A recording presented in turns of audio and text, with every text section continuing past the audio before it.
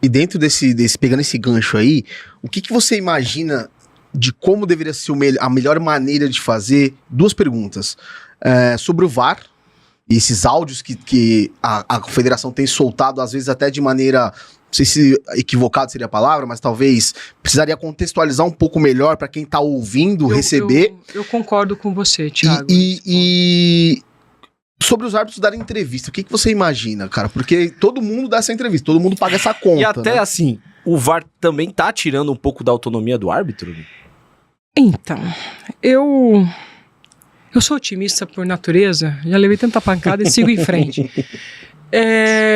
A atual comissão de arbitragem passou por um curso de atualização e reciclagem com um dos melhores instrutores, na minha opinião, do mundo, que se chama Jorge Larionda, e que foi um grande parceiro meu aqui em São Paulo. Então, se eu conseguir, com todas as dificuldades que tive, junto com o time de árbitros de São Paulo, fazer um bom trabalho, eu sou grata e reverencio Jorge Larionda, o meu maestro, o meu tutor, né? Ele é uruguaio. Árbitro histórico, né? E assim, ele é ele é o coordenador hoje internacional, né? Ele é o coordenador internacional da FIFA. Ele que cuida de toda a parte de formação. E esses profissionais tiveram agora com ele 5 dias de atualização em Montevidéu. Como eles são ex-árbitros em atividades, todos estavam no campo de jogo no ano passado e agora estão vindo para o caminho de gestão. Eu espero a Deus que eles se reúnam, eu acho que essa é a primeira missão, a primeira lição de casa. Que eles se reúnam, que eles acreditem no potencial deles, na capacidade de discernimento deles, de criar um projeto. Sabe, um projeto que tenha um alinhamento, Thiago, de atuação do VAR, de atuação do campo. E não importa se nós, agora eu vou falar como jornalistas, vamos gostar ou não. Sim. Se o público vai gostar ou não, mas que eles tenham uma linha bem clara. E ao ter essa linha bem definida, que eles reeduquem, lembra que eu falei da reconstrução? Uhum. Reeduquem esses árbitros, que são bons. O material humano nosso é bom. Nós estamos num momento péssimo, mas o nosso material é bom. Eu falo porque eu conheço os profissionais. Material humano. É igual eu falar, Thiago, eu aposto em você. E às vezes a gente precisa disso. E de alguém que acredite na gente. Sim. Hoje eu sinto os árbitros muito vulneráveis. E aí vou tocar na outra pergunta que você me fez sobre os materiais. Então, se eles fizerem um planejamento, tiverem uma linha de uniformidade e consistência de como vão executar a regra, e isso passa pela cabine VAR. O VAR não pode ser protagonista. O VAR veio para ser assistente. Um árbitro não pode ir na área de revisão e demorar 3, 4 minutos. A gente viu uma aula do que foi o jogo Barcelona e Inter, melhor, Inter e Barça, em que tivemos intervenção do VAR numa situação de pênalti dentro ou fora, que menos de 1 minuto, nem 2 minutos, o VAR já tinha falado para o árbitro que era fora. Tivemos uma situação de pênalti, que o árbitro, ao ir na área de revisão, ele não levou 10 segundos para voltar com o pênalti. Vocês estão percebendo? O árbitro briga muito com a imagem, cara. Então, mas agora a pergunta é, por que briga? Qual é a orientação que tá sendo dada para esses profissionais? Esse é o Porque ponto. o que me chama a atenção, e não é que eu estou defendendo, eu tenho árbitros que atuaram comigo aqui em São Paulo, que decidiam jogadas em 10, 15 minutos, em 10, 15 segundos, perdão, em 10, 15 segundos aqui em São Paulo. Eu conheço esses meninos. E que hoje, no cenário nacional, levam 2, 3. Aí eu falo, meu Deus, o meu garoto tá lá, demorando. Tem algum ruído aí, né? 2 minutos, não é. E quando eu digo meu garoto é com carinho, porque Sim. eu convivi com eles. Então isso me chama a atenção. Qual é a linha? Então esse primeiro ponto, definir isso. Definiu essa linha.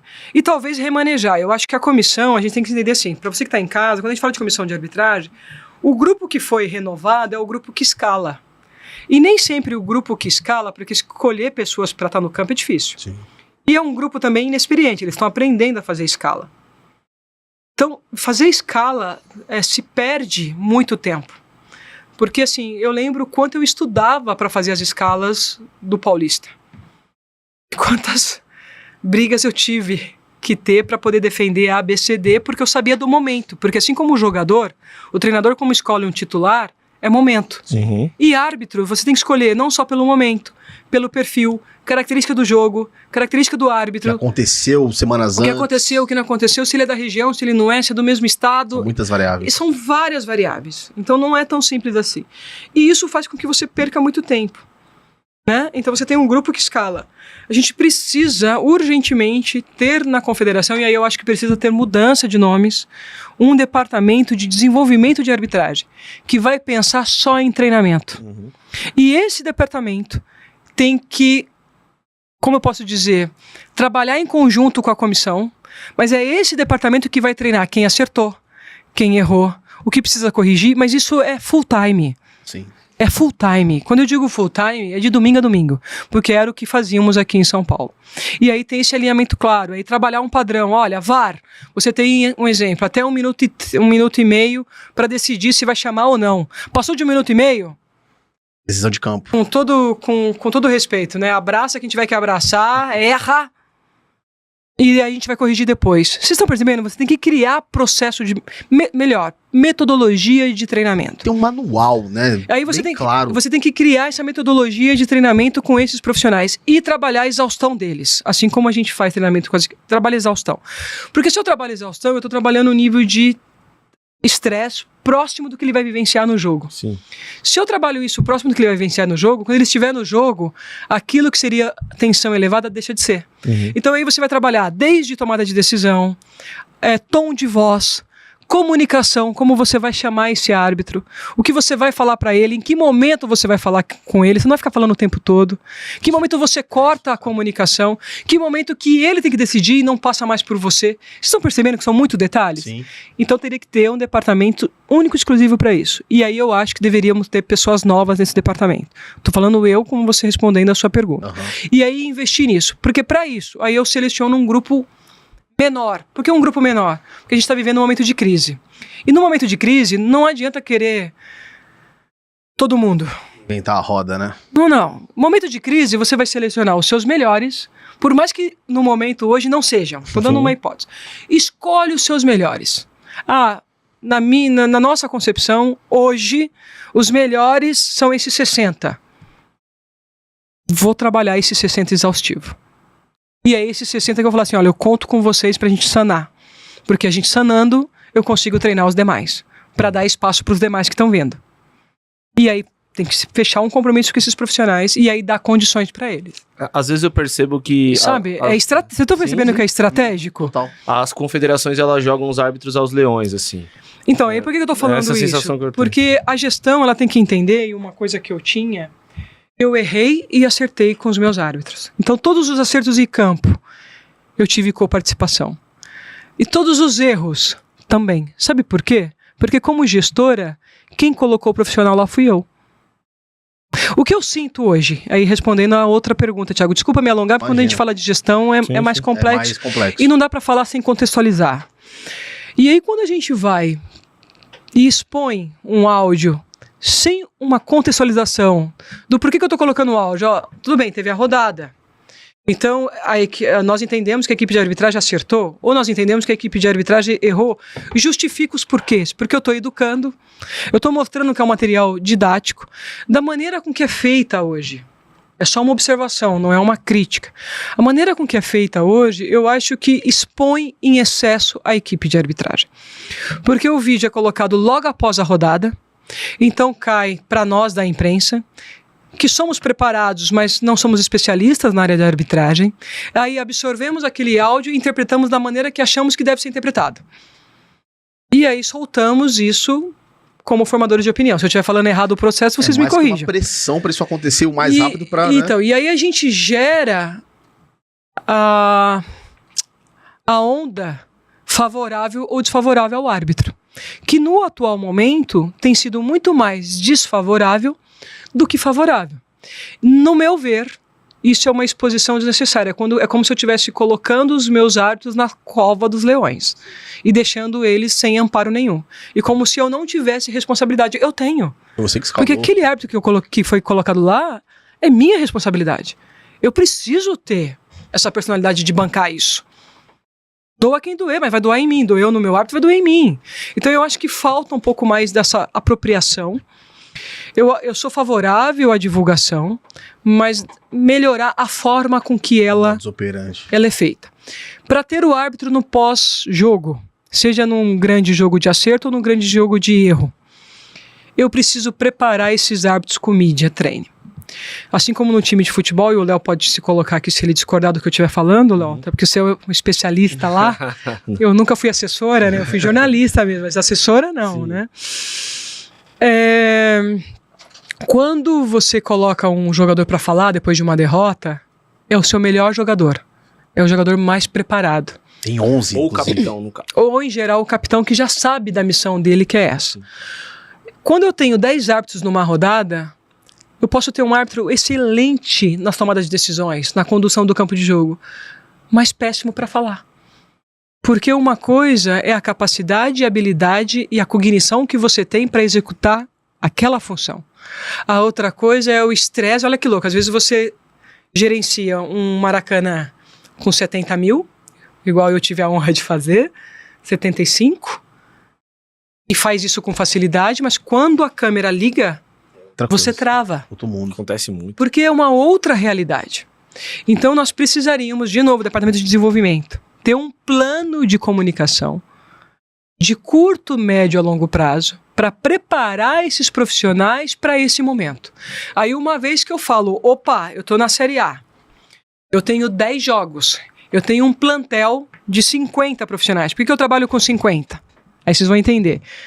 10 árbitros no apito, 10 árbitros de quarto árbitro, 10 árbitros na cabine, Sim. 30. Preciso ter 20 como stand-by, que vão estar atuando comigo na Série B do Brasileiro, mas que eu sei que se eu precisar eu consigo colocar aqui. O mesmo caso, a mesma conta eu faço para assistentes. Então, só para vocês entenderem. Porque eu trabalho com 2 assistentes, então se eu estou falando de 10 jogos, 2 assistentes são 20, então eu preciso ter no mínimo 40. 40, que você não tem os baita também. Vocês concordam? Sim. Então, qual é a amostragem que eu tenho que ter para uma Série A segura? No mínimo, 110 profissionais rodando aleatoriamente. Uma rodada. Não, tô falando para como eu penso a Série A. Sim. Aham. Pensando numa rodada. E lembrando que o quarto árbitro de hoje vai ser o árbitro de amanhã. Porque se eu tenho esse grupo fechado, eles já sabem que eles vão tocar a Série A para mim. Sim. E se eles vão tocar a Série A para mim, eu preciso do melhor deles. Só que eu tô fechada com eles. Sim. Eu tô fechada com esse grupo. Isso é gestão passando a risco. E aí eu vou trabalhar a excelência desses profissionais. Aí vou trabalhar todas as valências. Valência física, valência mental, valência técnica, valência de conhecimento, né, quando a gente fala, e de cognição. Aí vou fazer todos os testes de habilidade de cognição, tempo de resposta ou não. Qual é o melhor árbitro no campo? Qual é o melhor árbitro na cabine? Qual é o melhor auxiliar? Qual é o que tem personalidade para tomada de decisão? Qual é o que não tem? Que o Thiago fala, Ana, vamos para a direita, vamos para a esquerda, vamos. Existem esses perfis. Sim. Eu preciso saber qual time eu Detalhe. estou liderando no detalhe do detalhe do detalhe. No Por fio quê? do bigode. Porque o futebol é feito de detalhe. Então, se Decide-se ele é decidido num detalhe, eu preciso, como gestora, dominar o detalhe do detalhe do detalhe. Sabe aquela cebola que a gente vai Sim. escamando? Eu preciso disso. E isso requer dedicação e empenho. Agora, é possível? É possível.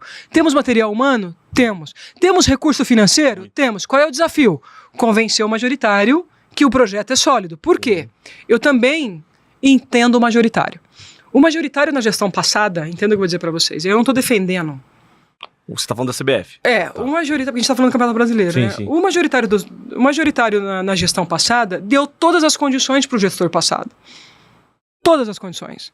Foi os 3 anos que mais se investiu em arbitragem no Brasil. Pesquisem isso. Sim. Ah, não foi construído o centro de treinamento. O que eu falei para vocês? Será que é necessário, de fato? Sim. Ou é algo que eu preciso mostrar? Porque eu posso criar, em vez de com parcerias, 5 centros. Em cada região, né? Então, por isso que eu tô falando, a gente não pode comprar tudo que chega pra gente. A gente tem que entender os porquês. Sim, sim. Ah, um centro de treinamento é importante? Lógico, sempre. Ele é a solução de todos os problemas? Talvez não. Depende. Não, não é. Depende. Então, assim, depende como a gente vai usar. Vai ser mais um elefante branco, né? De repente você vai criar uma estrutura faraônica E e vai, duas pessoas vão e vai usar. subaproveitar. Então, assim, nós tivemos na gestão passada o maior investimento feito na arbitragem no Brasil. Os números são faraônicos. E tivemos, lamentavelmente, 3 anos ruins. A inércia. Aí agora tem que trabalhar o convencimento com o gestor. Ele vai falar assim, pô, mas eu já investi tudo isso, eu só não construí o centro. Mas eu investi em tudo isso, investi em tecnologia, investi no VAR na Série A, na Série B, porque o VAR é caro. Muito caro. Uma operação de um jogo, você sabe disso, Léo, por uma partida mais ou menos é em torno de 100, 150 mil reais Exato. por jogo. Muita coisa. Por jogo. Isso seja Série A, Série B. Então olha o investimento que é feito. Eu tô falando aqui sendo justa, tá? Não tô defendendo A nem B. Sim. Então aí o gestor da arbitragem tem que fazer um projeto que convença o gestor majoritário de falar, tudo bem, a gente vai investir 30 milhões, 40 milhões, sei lá, 1 bi. Tô pensando. Sim, uhum. Mas eu preciso ver resultado. Porque nenhum gestor, gente, vocês aqui têm o patrimônio de vocês, ninguém investe e não vê retorno, vai continuar investindo. Perfeito. Você só consegue ter retorno, assim, uma continuidade do investimento, se você tem retorno. E aí eu vou trazer como referência o meu trabalho aqui em São Paulo. O primeiro ano de gestão, nossa, o valor orçamentário que nós tínhamos, eu estou falando de São Paulo, para a arbitragem paulista era pequeno.